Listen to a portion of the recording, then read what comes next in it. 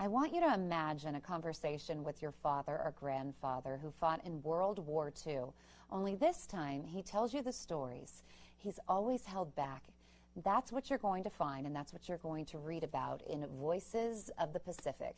Denver author Adam Makos has revisited the past of 15 Marine veterans who served in World War II.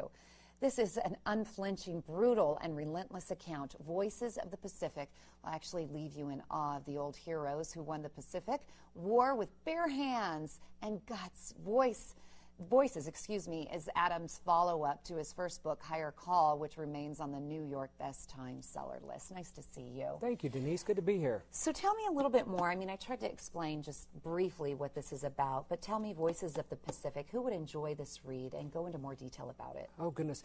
So many of us have grandfathers or fathers who fought in World War II. So that's the audience, because this is a story about our ancestors, the people who came before us.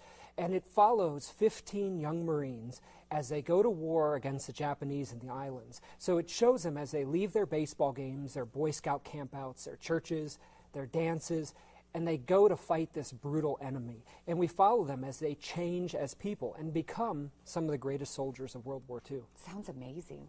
It is. Terrific. Now, your first book, Higher Call, tell me about the response to that book. A Higher Call exceeded my expectations tenfold. It was my first book. It's a story of a German fighter pilot named Franz Stiegler, an American bomber pilot named Charlie Brown, and they meet in the skies over Germany in 1943. The American's bomber is badly damaged, and the German's job is to shoot him out of the sky. Instead, Franz Stiegler escorts him out of Germany. He feels sympathy for them. So it's a heartwarming story from World War II. They later on become best friends. It's just this story of chivalry and mercy. And so it's very different from Voices of the Pacific. Voices of the Pacific is very brutal, it's very violent, but it's very honest. And it's inspiring in that honesty. Voices of the Pacific, does it actually come out tomorrow? It does. It comes out tomorrow. And to nationwide. kind of kick it off, you're going to do a book signing, right? Yes. First book signing will be here in Denver, Highlands Ranch, at the Tattered Cover Bookstore, I think 7 p.m. tomorrow night. What made you interested in writing a book like this? You're so young, and I mean, it's intriguing that you would pick a topic like this and then go into such detail, too. I was lucky. I grew up in close proximity to my grandfathers. Francis Panfili and Mike Makos both had served in World War II. One was a Marine, one flew on aircraft in the Pacific. And so they took me to air museums, they took me to air shows, and they showed their photos, and they exposed me to that black and white era, and I was just captivated by it. With so many different voices in the book, was it hard to put the characters together, and in what order? You know, I was lucky.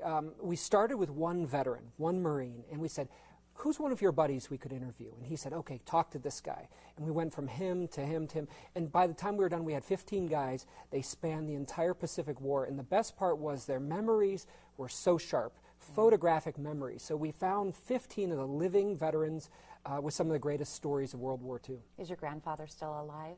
Yes, they both are, and they're both very excited about. They watch these books, they watch the success of them, and I like to think it's a good tribute to them. Have they read it yet? Did you give them a sneak peek? Yes, I did. They got the first copies. Oh, that's so cool. What a great story. What was the most challenging part in writing the Voices of the Pacific?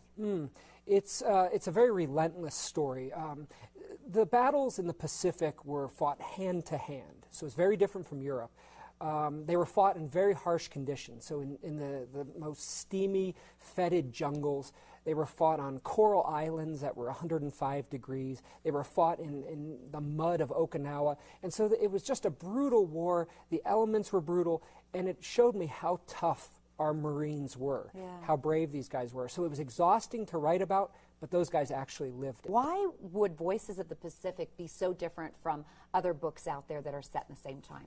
This story is interesting that I, as an author, take the back seat. And so we let the veterans speak. So you just, as you just said, you go from one veteran to the next, and their stories flow together beautifully. And so it's a book with very little filler. It's all meat. What's next for you?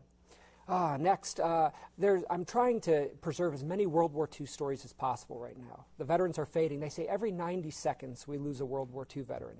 So that's my goal. Promote these books and then build the next ones to honor the next heroes. Oh, good for you. Well, congratulations. I got to get you on KEZW, a radio sister station. Rick Crandall does a lot to honor our veterans, too. This would be perfect. I'd love to.